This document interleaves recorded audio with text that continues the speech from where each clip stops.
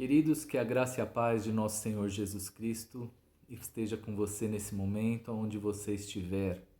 Eu sou o irmão Paulinho, professor da Escola Bíblica Dominical da Sala dos Adultos da Segunda Igreja Batista Nacional em Diadema. Este é o nosso último vídeo, a nossa última aula da Escola Bíblica neste ano de 2020. Né? Com alegria chegamos aí a essa semana que antecede o Natal, né? Daqui a 2 dias estaremos aí, creio que a maioria de nós comemorando o Natal.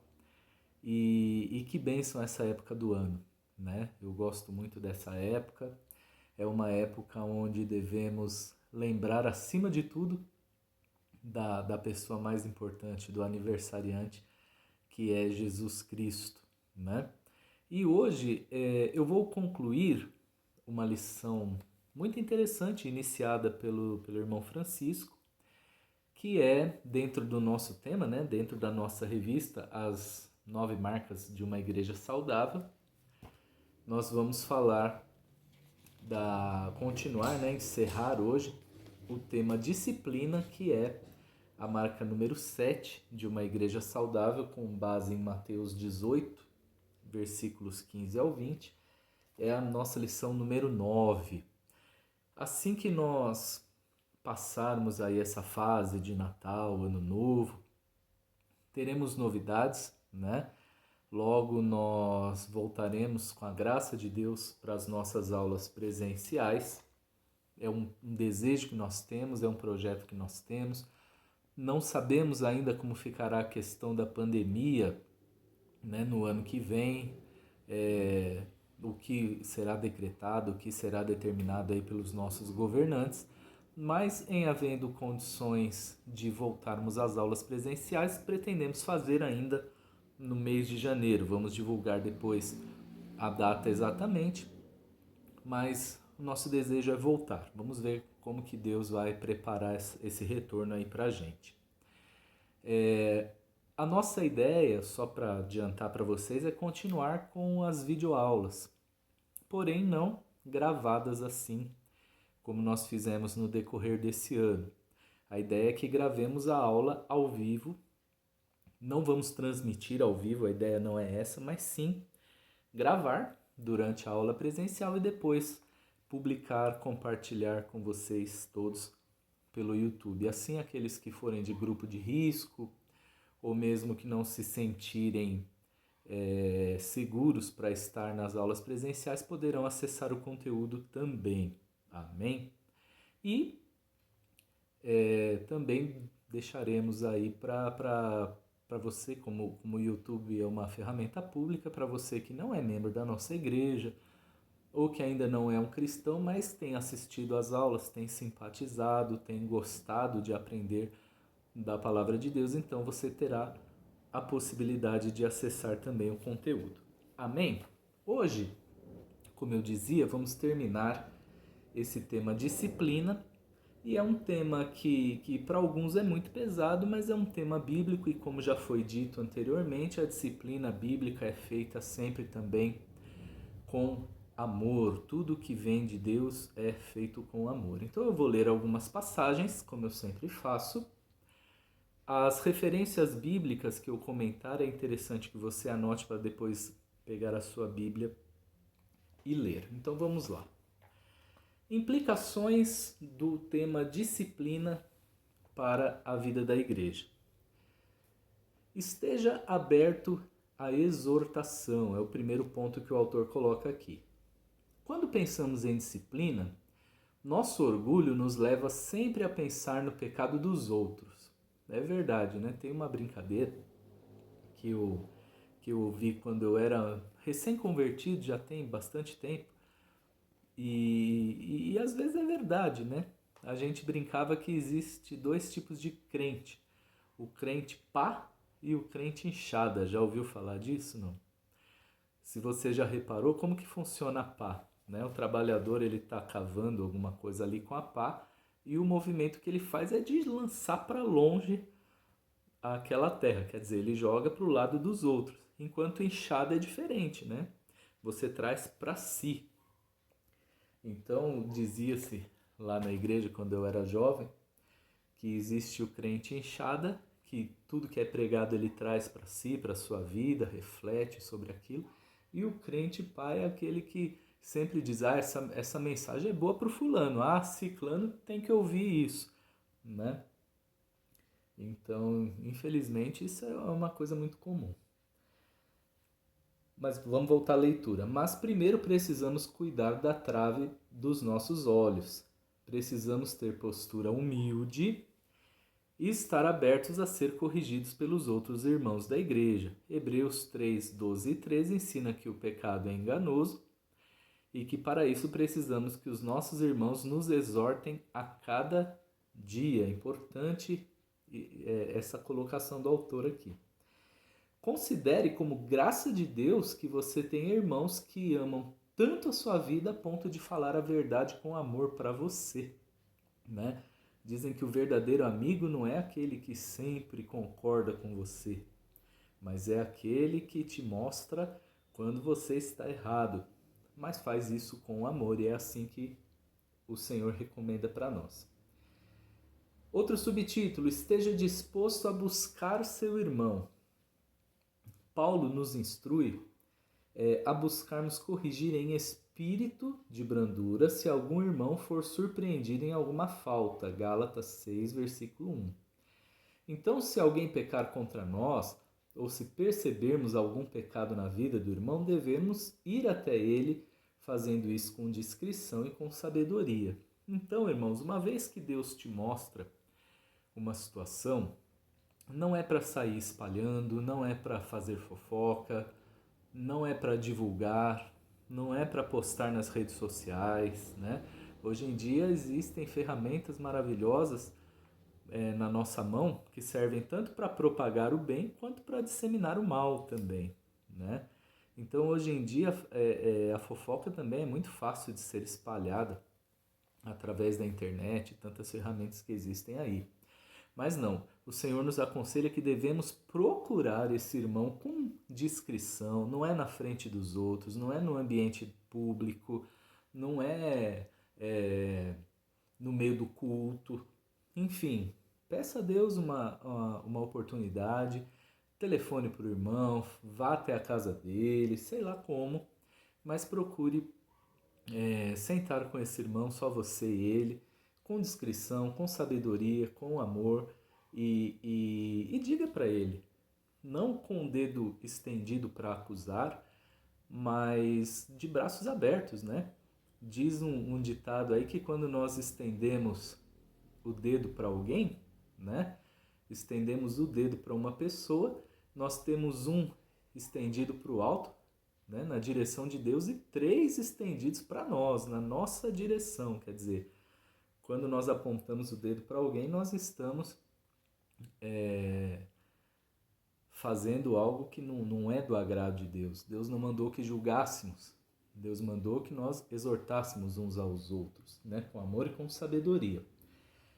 Diz mais, se o irmão não nos ouvir, devemos envolver pessoas mais maduras na fé. Dependendo do caso, sempre é bom envolver até os pastores, para que ajudem no processo. Lembrando que não devemos cair na forma gospel da fofoca. Pedir orações, mantenha no menor grupo possível. Aí a pessoa entra lá no grupo do WhatsApp da igreja. Eu queria pedir oração pelo fulano de tal que está adulterando, né? Veste aquela capa de santo e entrega o pecado do irmão para quem quiser ouvir, né? Então é discrição, é a palavra-chave, né? E às vezes as pessoas não fazem isso por maldade, é falta de sabedoria mesmo, né? Eu antigamente, quando eu era mais novo na fé, eu tinha esse hábito de sempre achar que as pessoas faziam errado por maldade, sabe? Como nesse exemplo que eu dei, a pessoa que acaba denunciando o pecado do irmão, eu sempre falava fofoqueira, né? Lobo em pele de ovelha. Eu também já julguei muito, né? Mas eu entendo que às vezes é por falta de conhecimento de Deus, falta de sabedoria. Precisamos pedir a Deus que ilumine a nossa mente, o nosso entendimento também, né? Como igreja temos que orar uns pelos outros. Se o caso não for tratado e for levado a toda a igreja, então devemos continuar tentando persuadir a pessoa a se arrepender, especialmente quanto mais próximos formos dela, né? Vamos continuar lendo, aí a gente comenta mais. Se a excomunhão acontecer, não devemos nos voltar contra a decisão da igreja, a menos que seja extremamente claro que a igreja errou. E mesmo nesses casos, devemos buscar conversar com os pastores primeiro. Nosso relacionamento com a pessoa disciplinada deve mudar. Se ela continua afirmando ser cristã, mas vivendo em pecado, não devemos ter uma relação casual com ela como se estivesse tudo bem. Aí tem várias referências. 1 aos Coríntios 5, do 9 ao 11. 2 aos Tessalonicenses 3, do 6 ao 15. 2 Timóteo 3, 5. Tito 3, 10. 2 João 10. Devemos tratá-la como um campo missionário. Se a pessoa faz parte da nossa família, devemos continuar cumprindo nossos deveres familiares. Efésios 6, do 1 ao 3. 1 Timóteo 5, 8. 1 de Pedro 3, 1 e 2, mas exortando quando oportuno para que ela se arrependa. Então, irmãos, vamos entender definitivamente isso aqui. A Bíblia fala então que quando uma pessoa, um irmão é apanhado em pecado, devemos chegar até ele, falar com ele, se ele se corrigir, amém, se não, 2 ou 3 testemunhas, né? E aí no caso o autor recomenda preferencialmente que sejam os pastores, né? Mas aí pode ser qualquer pessoa conhecida das duas partes. E o irmão não se corrigindo, então o caso é levado à igreja. Aí, irmãos, é uma questão interpretativa. Não é, no meu entendimento, no entendimento da nossa igreja, não é levar a igreja a expor o pecado da pessoa. Por exemplo, se uma pessoa ela está listada, rolada no hall de membros, e descobre-se então alguma coisa. Conversou com o irmão não mudou, 2 ou 3 testemunhas, não adiantou, então leva-se até a direção da igreja, né? Não é expô-lo publicamente, como eu já vi igrejas fazerem, eu sei que essa prática é recorrente.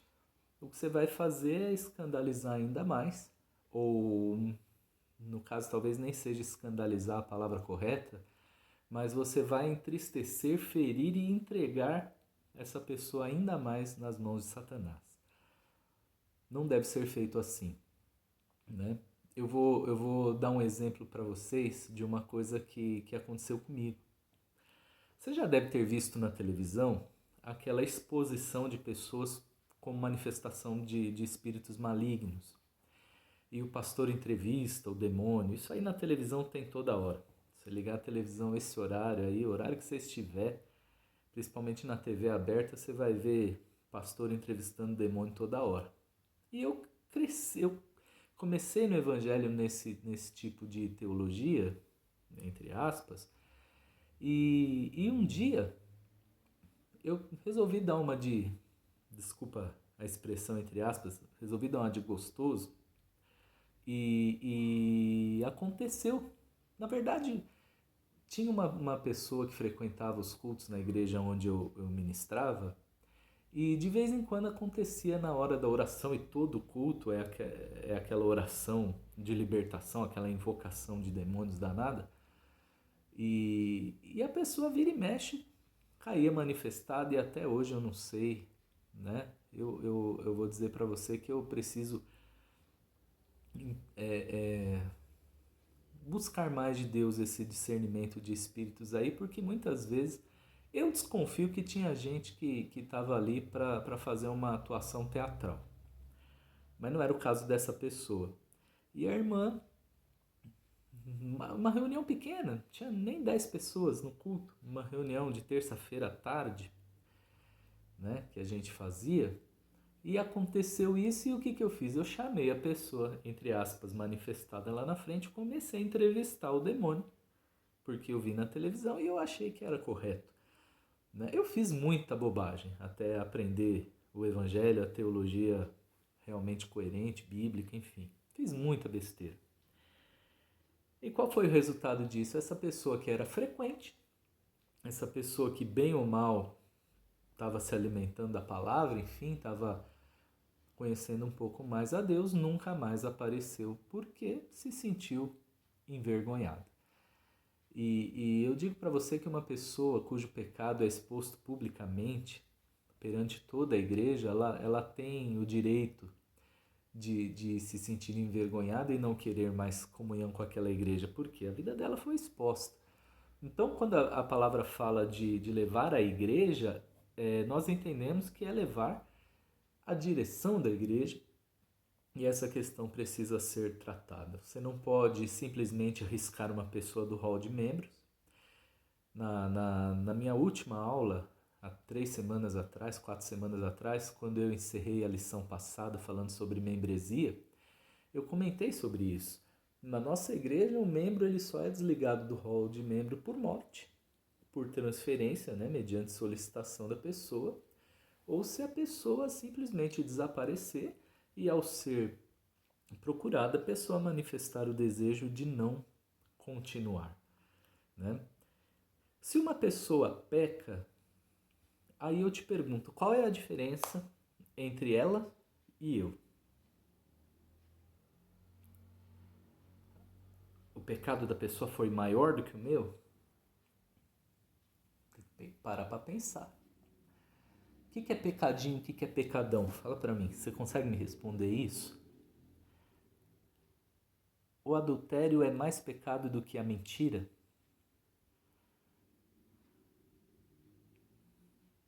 É mais pecado do que roubar? Do que sonegar impostos? Comerciante que não emite nota? O que é mais pecado? Fazer fofoca ou roubar? O que é mais pecado?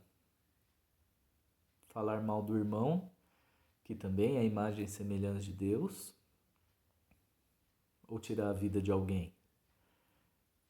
Aos olhos humanos, existem esses níveis de pecado. Mas irmãos, irmãs e você que me assiste onde você estiver, não importa a sua transgressão. O seu pecado ele só é diferente do meu, mas eu sou pecador igual a você. Você já pensou se todos fôssemos tratados a ferro e fogo? Ah, mas irmão, a pessoa vive na prática do pecado, não é um pecado eventual. O que é mais fácil, excluir do hall de membros ou fazer um trabalho de aconselhamento com a pessoa? Eu fico pensando como que a igreja ela tem facilidade de julgar o pecado do outro. A igreja que eu digo é a igreja a nível mundial, né? Igreja da forma mais abrangente possível da palavra. Sendo que ninguém é perfeito. Como é que pode isso? Eu fico pensando o nível de hipocrisia que existe no meio cristão, no meio evangélico, melhor dizendo, né? Quem peca mais? Às vezes aquele que está ali julgando, que está excomungando a pessoa, ela está no mesmo nível. Só que o pecado dela é diferente. Será que um pastor que agride os filhos, que bate na esposa, que é truculento, ele é menos pecador do que o irmão que de repente adulterou? Não é apologia ao pecado, não. Mas o que eu quero dizer é que não existe ninguém perfeito para ser tão radical assim. Corrija, converse, aconselhe pastores, líderes que estão me ouvindo. Uma alma magoada, uma alma ressentida dificilmente será livre dessas marcas, será acalentada de novo. É só o trabalhar de Deus para restaurar um coração magoado. Então, essa questão de disciplina, ela precisa ser tratada com muito cuidado, com muito amor. Amém? Eu não tenho muito tempo. Tem algumas questões aqui que o autor coloca para você pensar, e se você quiser, deixe comentários aí no vídeo. Ele faz duas perguntas. Você está disposto a ser corrigido? Você está disposto a corrigir outros irmãos? Com amor, né? Com amor. E a conclusão da lição é: disciplina bíblica é um assunto difícil, mas ela é bíblica e amorosa. É uma implicação do Evangelho e promove a saúde da Igreja. Ela ilumina e aperfeiçoa o testemunho da Igreja perante as nações, alerta os pecadores sobre um julgamento ainda maior que está por vir, que é o mais importante, protege o nome e a reputação de Jesus Cristo na terra. Amém? Então, como o autor coloca aqui, a disciplina não é um assunto fácil, mas é um assunto bíblico e tem que ser tratado com amor. Só para deixar bem claro o que eu desejo, eu não estou aqui dizendo que pecado tem que ser acobertado, que pecado tem que ser feito vistas grossas. Não estou dizendo aqui que deve ser desconsiderado, não é nada disso. O que eu quero dizer é que tem muita gente disciplinando a ferro e fogo, entregando pessoas na mão de Satanás, às vezes pessoas novas convertidas, pessoas que não têm ainda maturidade espiritual, que enchem o coração de mágoa. Eu conheço inúmeras pessoas que dizem que nunca mais pisam numa igreja evangélica porque foram maltratados, porque quando precisou que alguém estendesse a mão, essa pessoa foi encontrar auxílio no mundo, lá fora. Na igreja ela só encontrou julgamento, só encontrou dedo estendido, não encontrou amor. Isso é evangelho? Essa é uma reflexão importante para nós. E eu espero de todo o meu coração que nós possamos ser pessoas mais amorosas e mais sábios nessa questão da disciplina. Amém? Feche seus olhos, quero orar com você. Pai querido, obrigado por essa palavra, por esse entendimento que o Senhor nos deu nessa última lição do ano de 2020, que possamos aprender a amar uns aos outros. É a minha oração, que aprendamos a olhar para os nossos erros antes de julgar os outros. E quando houver necessidade de disciplinar, que façamos, mas com todo amor, com toda reverência a Deus, com a mesma medida. Assim diz a tua palavra, a oração que o Senhor ensinou, que devemos perdoar as nossas ofensas. Aliás, pedimos que o Senhor perdoe as nossas ofensas, assim como nós perdoamos aquele que nos tem ofendido. Então, Deus, que possamos ser misericordiosos para poder receber misericórdia, graciosos para poder usufruir da tua graça também. Te louvo, meu Deus, de todo o coração por esse entendimento, por esse ano, e que essa pessoa que está agora me ouvindo seja abençoada de acordo com as suas necessidades, aonde ela estiver. De coração eu te agradeço, em nome de Jesus. Amém. Amém, meus irmãos. Tenham um Feliz Natal, que 2021 seja uma bênção muito grande na sua vida, seja um ano diferente, mais alegre, mais abençoado. Em nome do Senhor é o meu desejo de coração. Deus te abençoe.